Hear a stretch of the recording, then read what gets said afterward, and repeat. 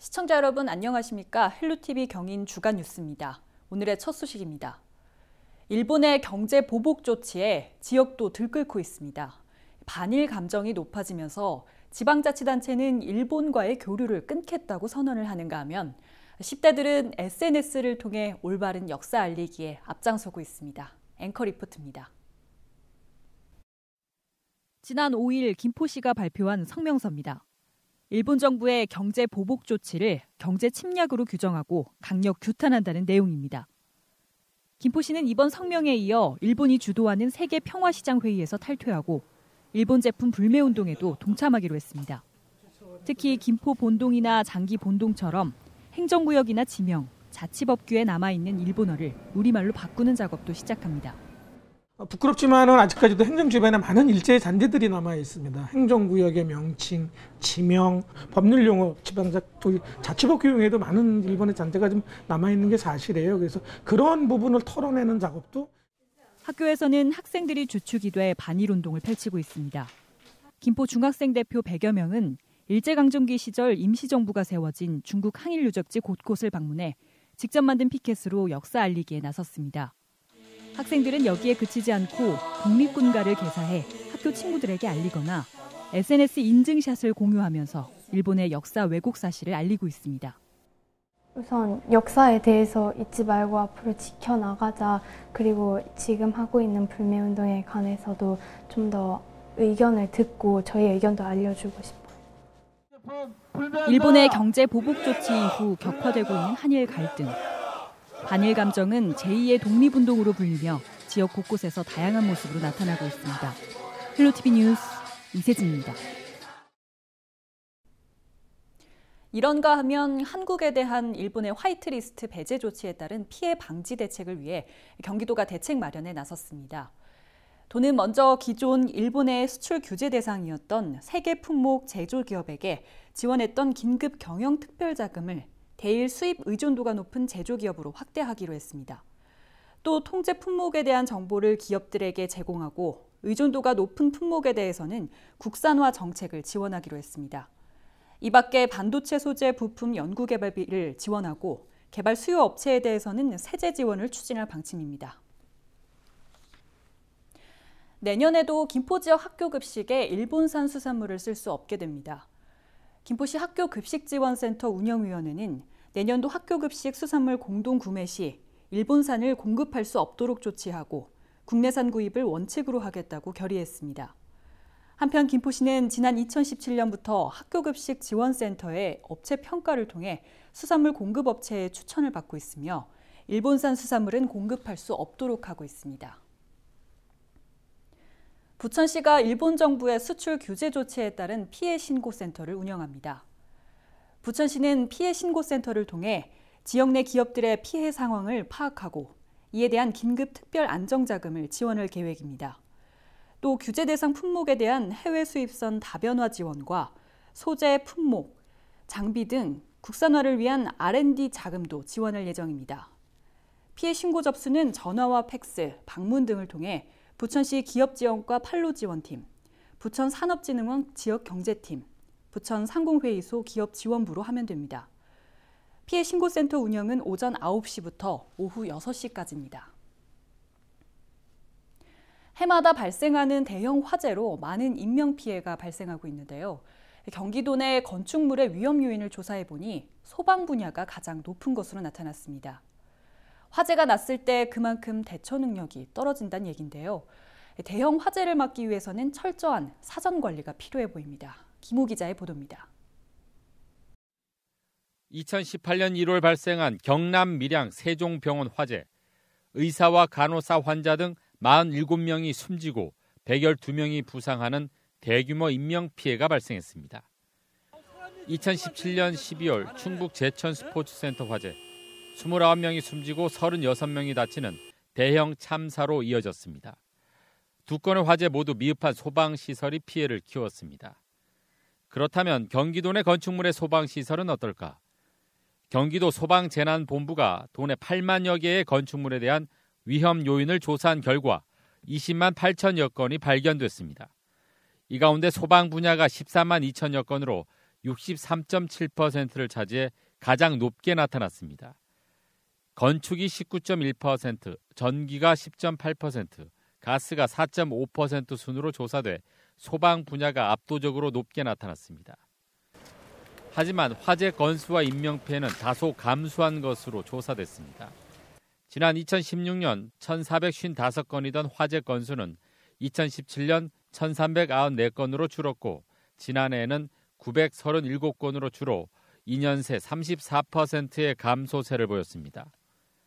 인명피해 역시 2016년 111명이었던 것이 2017년에는 95명, 지난해에는 67명으로 35% 줄었으며 사망자 수 역시 2년 새 60% 넘게 감소했습니다. 경기도 소방재난본부는 대형 화재를 막기 위해서는 건물에 대한 지속적인 안전관리가 필요하다며 연말까지 3만 6천여 개 건물에 대해 추가적으로 안전점검을 실시할 계획이라고 밝혔습니다. 헬로티비 뉴스 김호입니다. 다음 달이면 부천시 옥길동의 대형 쇼핑몰인 스타필드시티가 문을 엽니다. 많은 손님들이 몰릴 것으로 예상되는 만큼 교통정체에 대한 우려도 높은데요. 특히 인근 아파트 단지 주민들은 스타필드 개점 이후 몰려드는 방문객들로 인해 아파트 출입구 이용이 불편해질 것으로 예상하고 있습니다. 김진재 기자입니다. 부천시 옥길동의 한 아파트. 단지 곳곳에 교통체증을 우려하는 내용의 현수막이 붙어 있습니다. 교통지옥이라는 말까지 나옵니다. 해당 아파트와 200여 미터 떨어진 곳에는 대형 쇼핑몰인 스타필드가 다음 달 개점을 앞두고 있습니다. 주민들은 스타필드가 문을 열면 방문객들로 인해 교통체증이 예상된다고 주장했습니다. 특히 그간 공사로 인한 소음과 분진 피해를 참아왔다며 이제는 아파트 입구에서 교통정체까지 겪게 될 처지라고 강조했습니다. 오픈하면은 당분간 많이 막힐 거고 또 계속 오면은 그래서 이제 교통부터 어떻게 해야 되는데 그런 거를 미리 안 해놓고. 출입구가 바로 아파트 앞에 있기 때문에 많이 혼잡스러운 게 눈에 보이는 상태인데 부천시에 요청을 했는데 거기에 대한 대책이 만족스럽지 못한 상태라서. 부천시는 주민들의 우려만큼 피해는 없을 것이라고 예상했습니다. 시는 지난해 스타필드에 대한 교통영향평가를 심의한 상황. 부천시 관계자는 스타필드가 개점하더라도 차량 흐름에는 문제가 없는 것으로 확인했다고 밝혔습니다. 다만 개장 초기에는 오픈 효과로 인해 몇 달간 일시적인 정체가 발생할 것으로 보인다고 덧붙였습니다. 하지만 주민들은 도로 여건은 똑같은데 대형 쇼핑몰이 들어오면 정체는 불보듯 뻔하다는 입장. 부천시는 주민들의 우려를 고려해 주민들과 논의를 이어간다는 방침입니다. 헬로티비 뉴스 김진재입니다. 지난 5일 파주 임진각에서는 DMZ 155마일 걷기 행사의 출정식이 열렸습니다. 참가자 100명은 16일간 경기도와 강원도까지 접경지역 155마일을 걷게 됩니다. 김태희 기자가 다녀왔습니다. 전국 각지에서 참여한 100여 명의 대원들이 DMZ 155마일 걷기 행사에 첫걸음을 뗐습니다. 최북단 강원도 고성을 시작으로 인제, 양구, 화천, 철원, 연천을 거쳐 파주까지 경기도와 강원도 접경지역 155마일. 이 구간에는 통일전망대와 임진각 상류의 군남댐, 경관이 빼어난 주상절리길, 안보관광지인 파주 캠프 그리브스까지 DMZ를 제대로 느낄 수 있는 장소들이 포함됩니다. 이번 걷기대회를 통해서 우리 국민들이 더 이상 이제 DMZ는 분단의 상징이 아니라 대결의 상징이 아니라 이제 앞으로는 평화의 상징이 되어야 되겠다. 태풍도 오고 지금 예보가 되어 있습니다. 이 난관들을 다 뚫고 폭염을 뚫고 건강하게 무사하게 이곳으로 완주하셨으면 좋겠습니다. 16일간 이어지는 이번 행사는 생명과 평화가 숨쉬는 DMZ의 의미를 되새기자는 취지에서 마련됐습니다. DMZ 구간의 155마일을 동서로 횡단해보고 싶은 마음이 간절했었는데 이번에 경기도 사업으로 이렇게 참여를 하게 됐고 저는 DMZ의 가치를 이번에 많은 사람들과 공감을 하고 그 공감되고 뭔가 인식이 된 그런 DMZ의 가치를 또 다른 분들에게 확산하는 그런 계기로 좀 삼고 싶고요. 참가자들은 평소 쉽게 접근하기 어려운 민통선 구간을 걷는데 기대감을 나타냈습니다.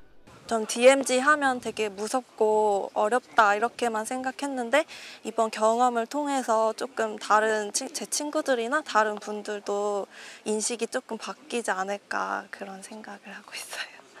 이번 걷기 행사에는 유명인사 초청 토크 콘서트와 작은 음악회, 유적지 탐방 등도 함께 준비돼 있습니다. 경기도TV 김태희입니다. 을에 딱딱하게만 여겨졌던 경기도 원래조회가 진정한 소통의 장으로 탈바꿈했습니다. 도지사와 직원들이 함께 이야기를 나누고 각종 이벤트도 진행됐다고 하는데요. 권위를 벗어난 파격을 통해 자유롭고 창의적인 업무 문화를 만들겠다는 구상입니다. 최창순 기자의 보도입니다. 다달이 열리는 경기도 원래조회, 일명 공감소통의 날. 2일 열린 8월 행사는 모습이 확 바뀌었습니다. 숲속을 연상시키는 야외 캠핑장 분위기로 꾸며진 실내 회의장. 권위의 상징인 단상과 발언대를 없애고 이재명 경기도지사가 직접 직원들과 마주 앉았습니다. 공정을 주제로 공정소비자과와 특별사법경찰단, 체납관리단 등 관련 부서 직원 6명을 초대. 현장에서 느낀 애로사항과 앞으로 발전 방향 등을 허심탄회하게 나눴습니다.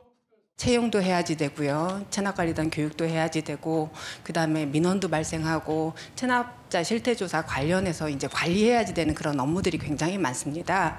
그런데 이제 인력 증원이 안 되다 보니 시군 담당자가 굉장히 부담스러워합니다. 직원들의 건의사항을 들은 이 지사는 즉석에서 해결책을 내놓기도 했습니다. 체납 실태조사단은 지금 정부 사업으로 전국 사업으로 제한 중이에요. 채택될 가능성이 상당히 많은데 채택이 안 되더라도 내년에는 인력을 대폭 늘려서. 무더위를 이기기 위해 이 지사와 직원들이 직접 얼음물에 발을 담고 누가 오래 버티는지 내기를 하고 수박 빨리 먹기 시합을 벌이는 등 말 그대로 파격적인 모습을 연출했습니다. 권위를 벗어던지고 소통의 옷을 입은 경기도 원래조회. 경직된 공직사회의 수평적 문화가 뿌리내리는 계기가 될지 주목됩니다. 경기도TV 최창순입니다. 카드 내역을 분석해 할인 혜택을 알려주거나 농산물 생산량을 예측하는 등 다양한 빅데이터 서비스들이 속속 나오고 있습니다. 방대한 양의 정보를 모아 도움을 주곤 하는데요. 경기도가 시장과 골목 경제를 살리기 위해 관련 시스템 구축을 시작합니다. 500억 건에 달하는 데이터를 공개하고 여러 정책에 활용할 계획입니다. 한선지 기자가 취재했습니다. 경기도가 지역 경제를 위한 빅데이터 플랫폼 구축에 나섰습니다. 사업을 추진할 10개 기관과 함께 협약식을 갖고 관련 시스템 개발에 돌입했습니다. 경기도는 104가지의 500억 건에 달하는 정보를 분석해 공개하고 어떻게 지역 경제가 돌아가는지 중소기업과 소상공인 등에게 제공해 운영에 도움 줄 전망입니다.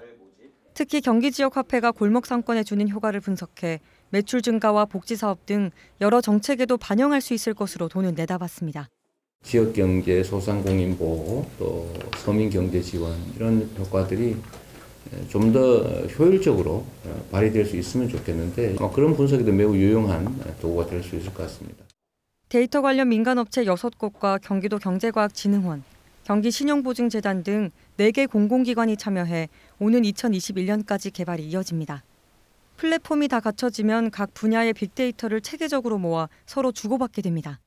데이터를 가지고 가치를 창출하고 소상공인한테 어떤 지원 사업도 하고 이런 형태는 사실 기존에 하던 방식은 아니거든요. 그래서 혁신적인 어떤 서비스를 만들 수 있는 그런 계기가 될 것이다.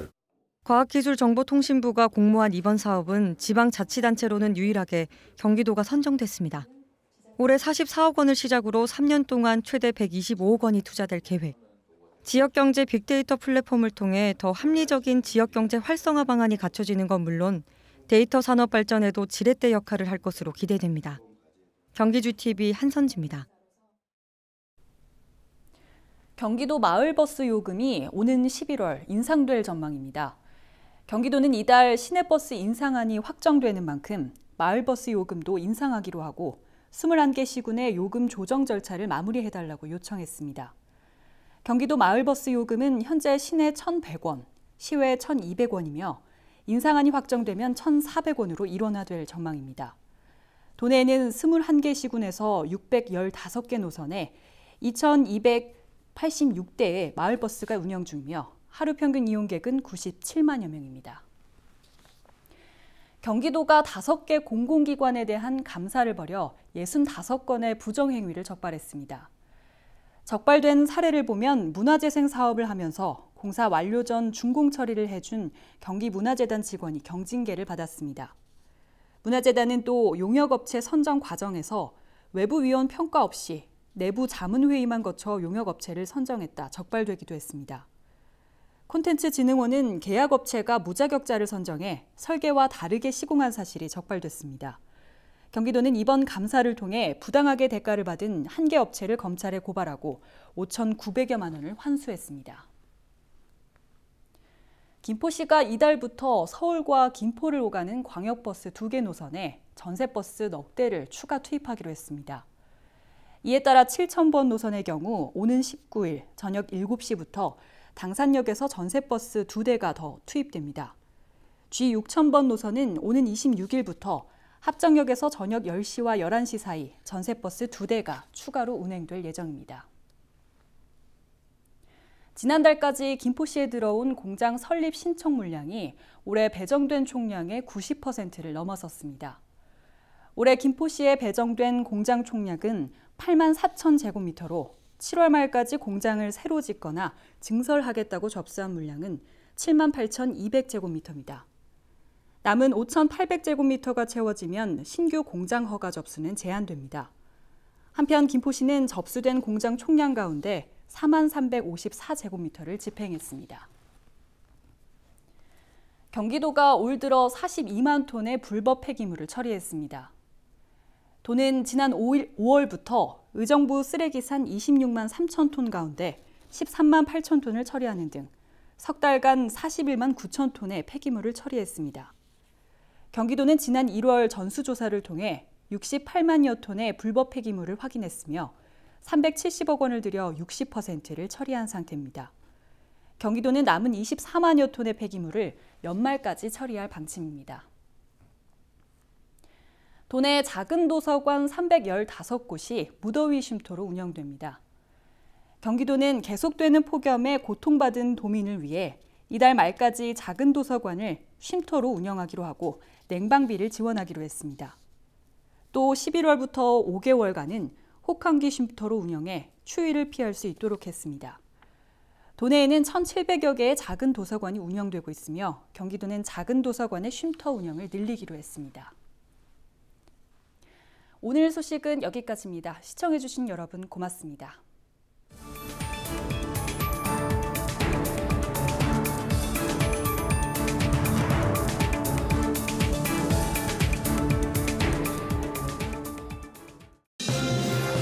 우리 지역의 이슈 콕 짚어봅니다.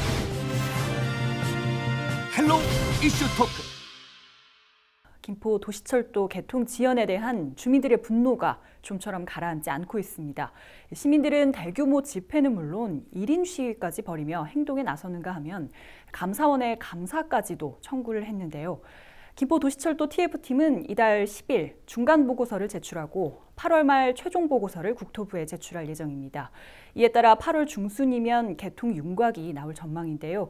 조기 개통도 중요하지만 무엇보다 안전한 개통이 우선입니다. 시민들의 불안을 잠재우고 안전한 개통을 위한 방안을 짚어보겠습니다. 안녕하십니까? 네, 안녕하십니까? 예, 반갑습니다. 네, 반갑습니다. 네, 안녕하십니까?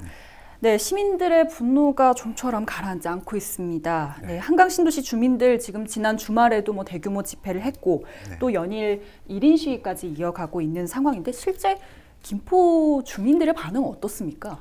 네, 지난 13일과 지난 27일 두 번의 집회에서 총련 측 입장에서는 김포 시민 3천여 명 두 집회에 참석을 했고요. 네. 그다음 첫 번째는 이제 총련에서 주장한 거는 감사원 공익감사 청구와 주민 소환제, 그다음에 집단 손해배상 추진 등을 약속을 했습니다. 시민들의 발언의 내용들을 짧게 요약을 해보자면은 네. 절대 용서란 없다. 신도시는 우리 손으로가 걸개의 핵심적인 발언이었고요. 그다음에 김포의 가치를 반토막 낸 선출직 공무원 전원 사퇴하라. 5일 김포도시철도 개통 연기 발표에 시민 모두는 배신당했다, 우롱당했다. 네. 이런 시청과 공무원, 선출직 의원들을 규탄하는, 성토하는 그런 발언들이 주를 이루었습니다. 그리고 정하영 시장과 선출직 공무원들은 전원 사퇴하라라는 그런 분노의 메시지가 강하게 표출된 두 개의 집회였습니다. 원인에 대한 이야기가 참 많습니다. 뭐 차량 떨림 현상이 지금 이제 원인으로 제기가 되고 있는데, 김포시는 이 검증 과정에 따라서 좀 진행을 했다라고 이야기를 하고 있고, 국토부는 이제 승인 과정에서 떨림 현상이 문제가 됐다라고 해서 지금 이런 상황이 벌어진 건데, 그러면 개통이 이렇게까지 지연된 이유 어디에 있다고 혹시 보십니까? 여러 가지 이제 이유가 있지만, 지금 대한민국은 세월호 이전과 이후에 그 안전에 대한 인식이 많이 바뀌어야 됩니다. 네. 과거에는 빨리빨리 문화가 이런 엄청난 사건을 벌였듯이 또 뭐든지 시기에 급급해서 했을 때 안전이 굉장히 그 문제가 된 경우가 많지 않습니까? 마찬가지로 이 도시철도 문제에 대해서는 많은 전문가들이 그 타 기관, 예를 들어 인천교통공사뿐만 아니라 서울교통공사에서도 7월 27일 날 개통이 불가하다는 것들은 많은 얘기들이 나왔던 거예요.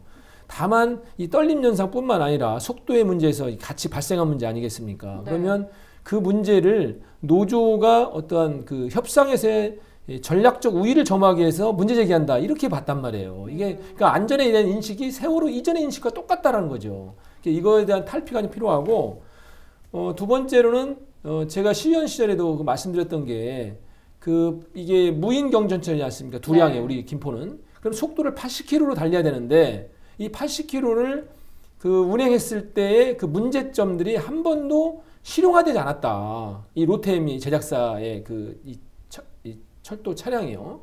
그런데 이것들에 대한 검증 없이 우리가 로템과 쉽게 계약한 문제, 이것들을 검증하지 않고 바로 운행하려고 했던 문제점들이 여기서 근본적인 원인을 갖고 있다, 이렇게 보고 있습니다. 실용화되지 않았다는 게 구체적으로 어떤 말씀인가요? 그러니까 우리 대한민국의 보통 경전철은 로템이 전량 다 장악하고 있는데 네. 그 속에서 80km로 무인으로 달리는 속도를 가지고 있는 그 도시철도가 없어요. 우리 김포가 처음이란 말이에요.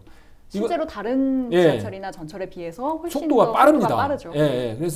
그래서 저도 이제 그 당시에 사량으로 해야 된다는 얘기 했었는데, 김포 관계자들은 그 당시에 사량으로 하지 않고 2량으로 하고 시격을 단축하면 된다. 시격을 단축하기 위해서는 보통 경전철이 3, 40km 달리는데 이것은 70km 내지는 80km를 운행을 해야만 가능한 겁니다. 네. 이 문제가 검증되지 않은 상태에서 너무나 빨리 이 차량을 선택했다라는 것들이 큰 문제 중에 하나라고 볼 수가 있습니다.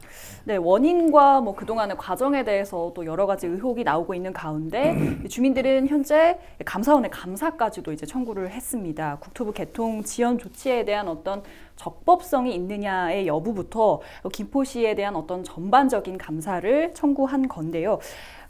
과거에 이제 거물대리 관련해서 감사 청구를 하신 경험이 있습니다. 이번 감사에 대해서는 혹시 어떻게 보십니까? 당연한 시민의 주권이고 권리입니다.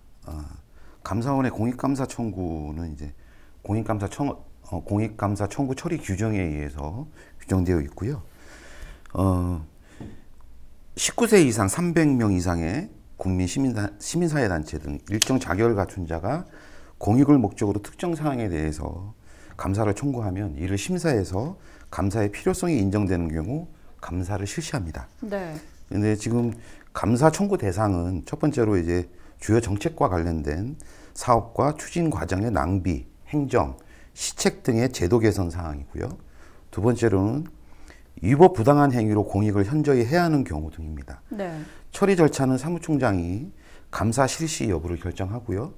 그다음에 경미한 사항의 경우에는 공직감찰본부장이 결정합니다. 네. 감사 실시 개시일로부터 6개월 내에 감사를 종결하도록 되어 있고요.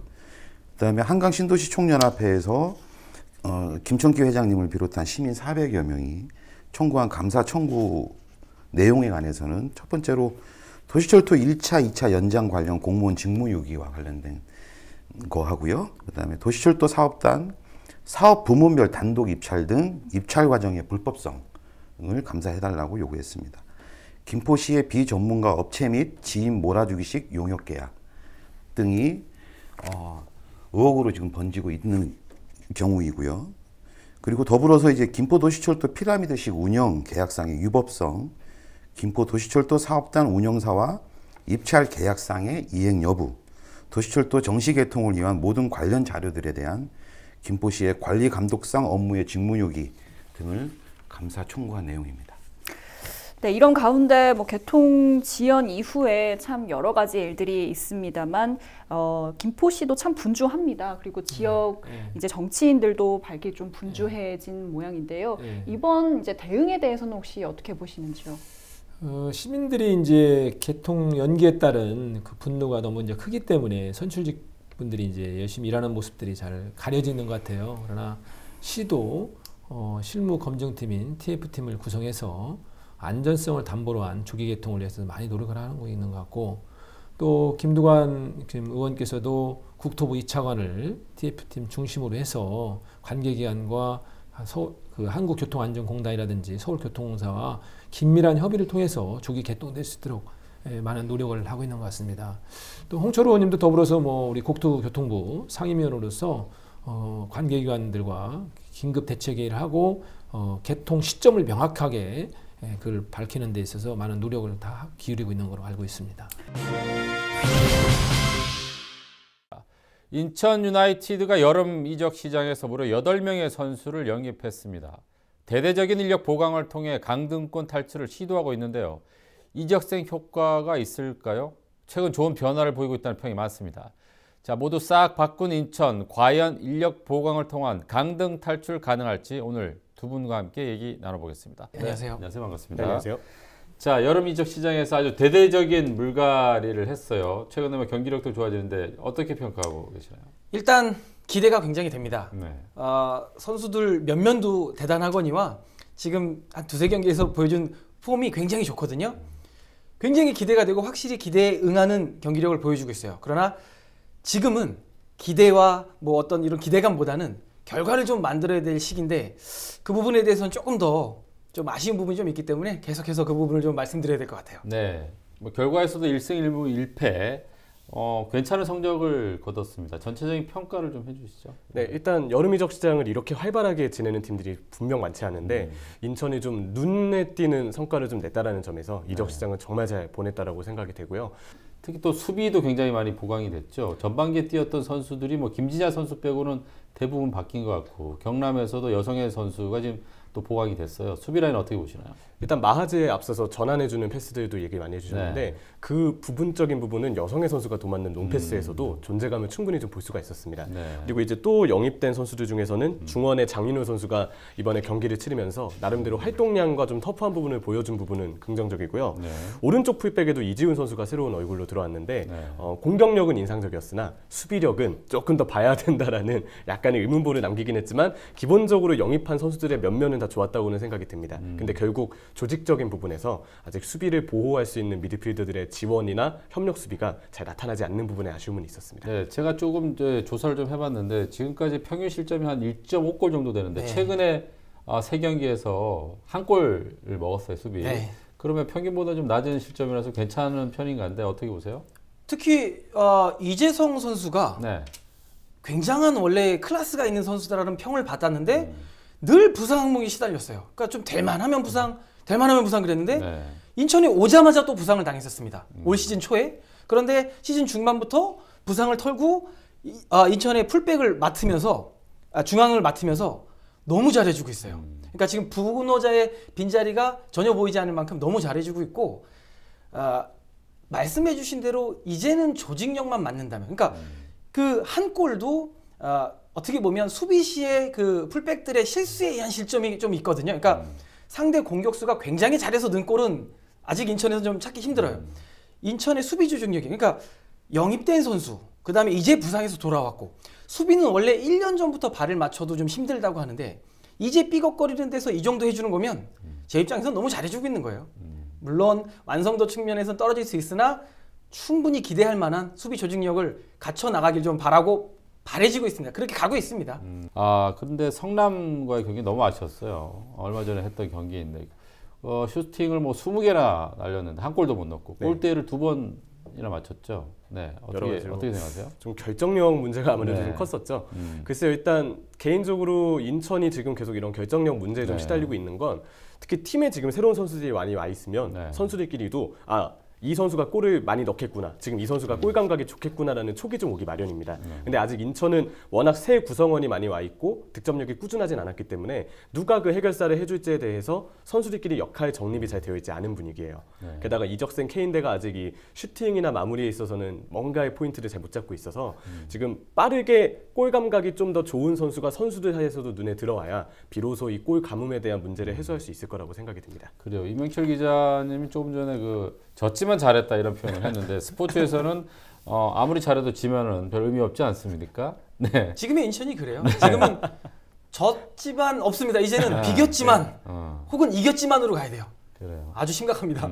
그래서 그 성남과의 경기 너무 아쉽게 왔을 텐데. 그러니까 어떻게 보면 좀 긍정적으로 좀 해석을 하자면 그 복싱에서 바디블로우 같은 것 같아요. 그러니까 물론 결정타가 앞면에 안 들어가서 좀 아쉽긴 하지만 이 바디블로우가 쌓이면 상대 수비수들은 조바심이 날 수밖에 없어요. 어느 순간 가드가 내려옵니다. 그때 한 방 맞힐 거예요. 뭐냐면 지금 케인대와 무고사가 그 작업이에요. 지금 기자님께서 말씀 잘 해주셨는데 그겁니다. 지금 선수들도 어떡하지? 그런데 지금 케인대와 무고사가 그걸 보여주고 있어요.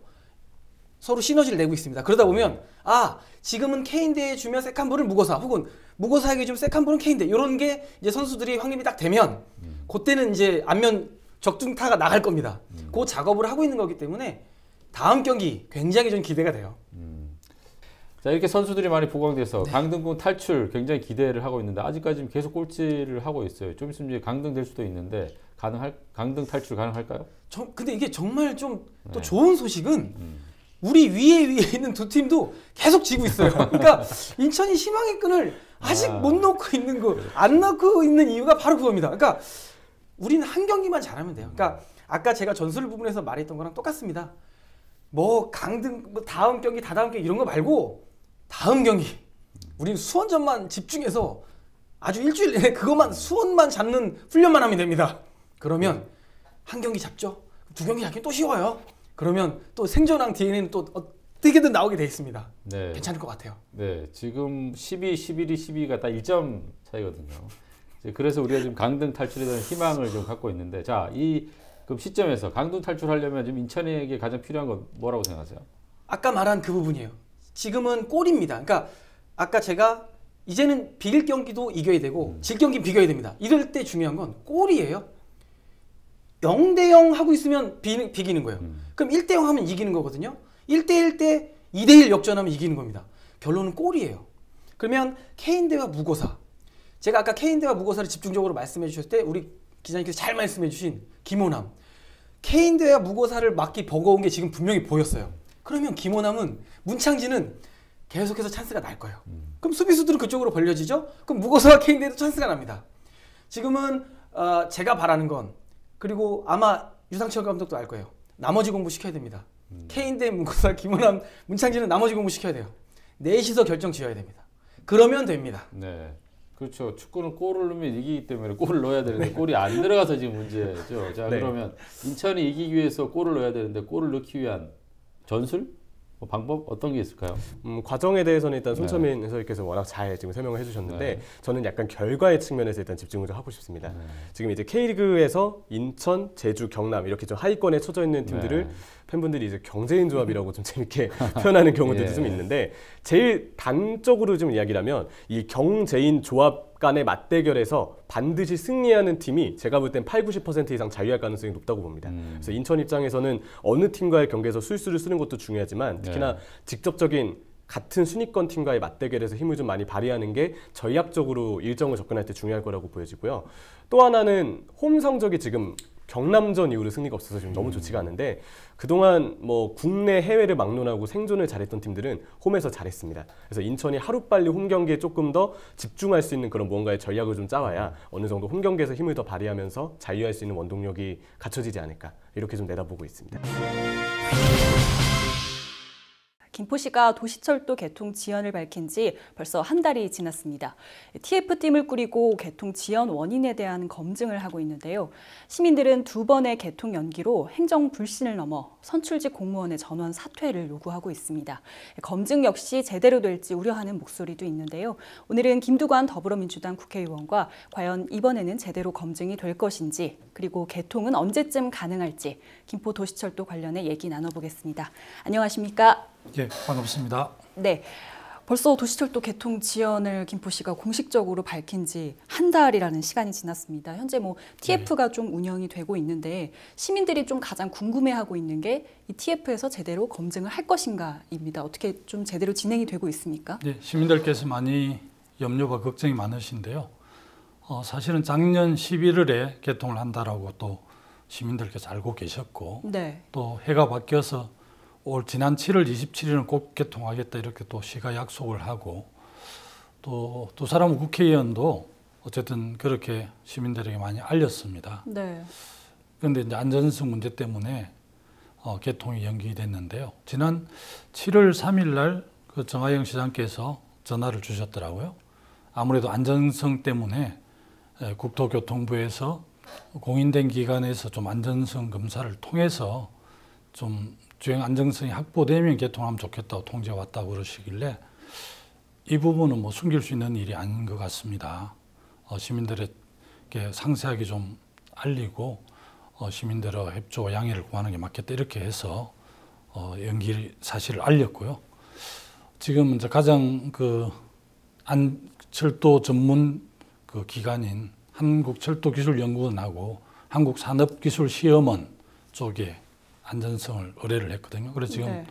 착실하게 점검을 하고 있는 것으로 알고 있습니다. 그 개통 지연 사태 이후에 교통안전공단과 이제 면담을 진행을 하셨는데요. 그 당시에 주행 안전성 검사를 김포시가 일부 무시한 것으로 확인이 됐다라는 또 이제 의견을 밝히시기도 하셨어요.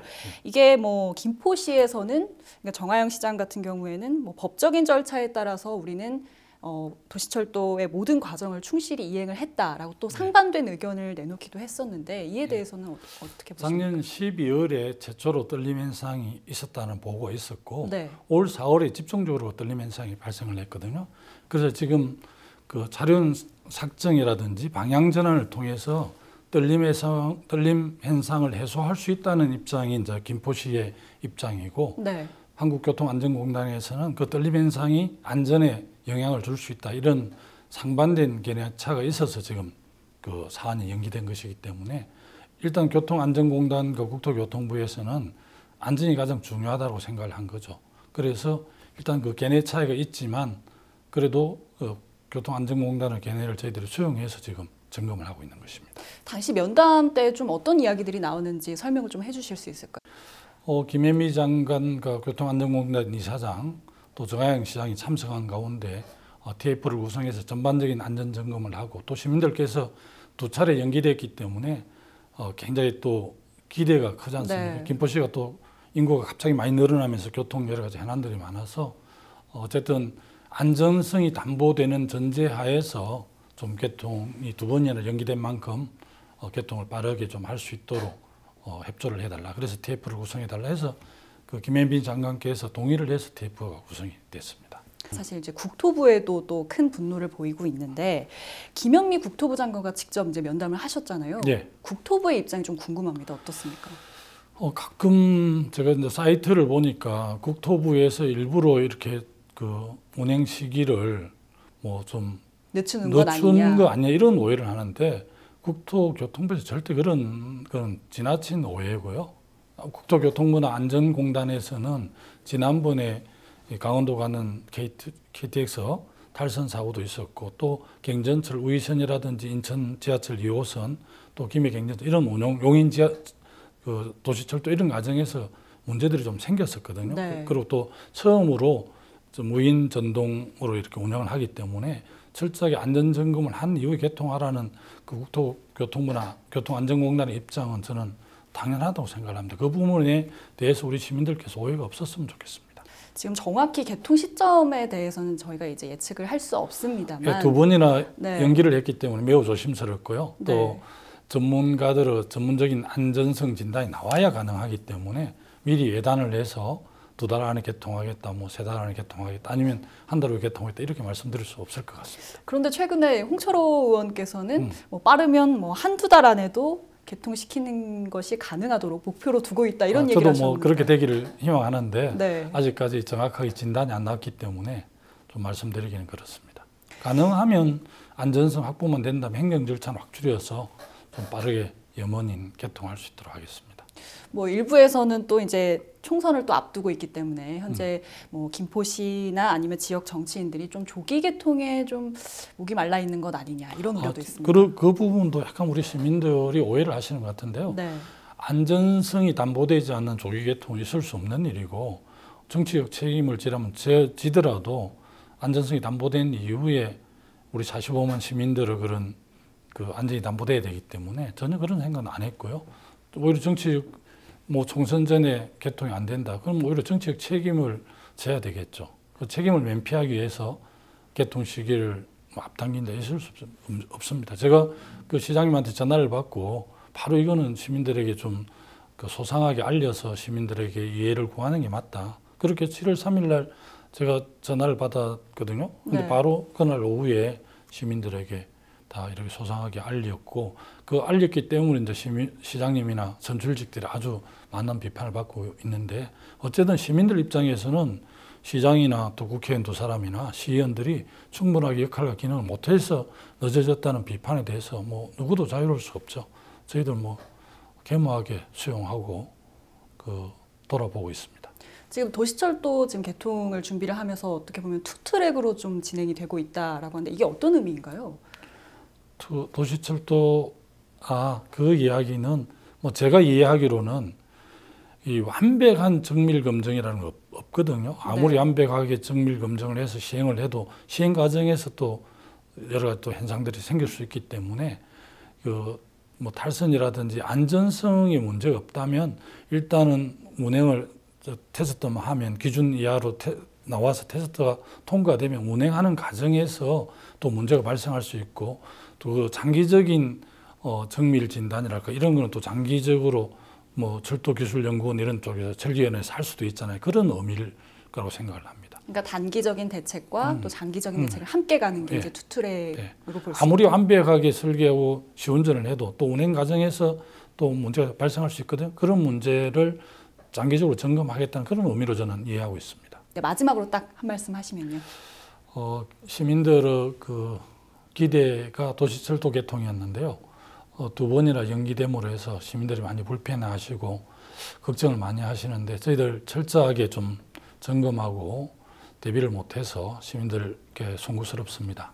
하여튼 이번 이 철도 개통 연기를 계기로 해서 다시 한번 저희들이 다 잡고 김포시의 크고 작은 해난들이 잘 마무리될 수 있도록 최선을 다하도록 하겠습니다.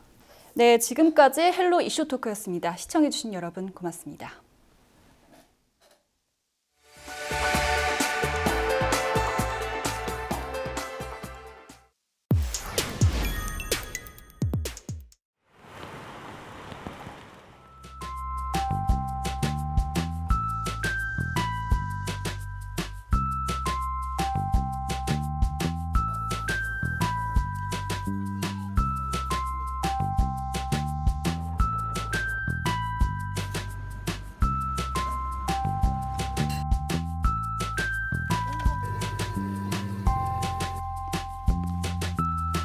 잠깐!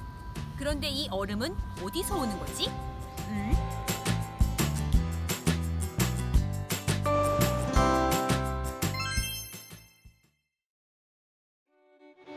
제가 지금 나와 있는 곳은 부천의 한 얼음 공장인데 영하 10도 정도라고 합니다.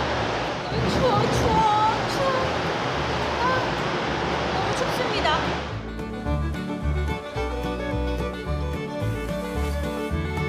얼음 창고를 나와서 얼음이 제작되는 곳으로 한번 가보도록 하겠습니다.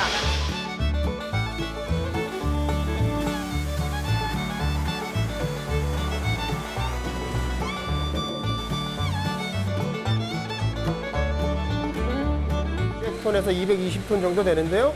요즘 아직 최성수기에 달하지는 않아서 지금 현재는 한 150톤에서 160톤 정도 출하가 되고 있습니다. 미리 제작된 얼음들을 이렇게 보관 중인데 이게 지금 아이 키만한 정도 크기의 얼음인데 140kg 정도 된다고 하니까 상당히 초대형 얼음입니다.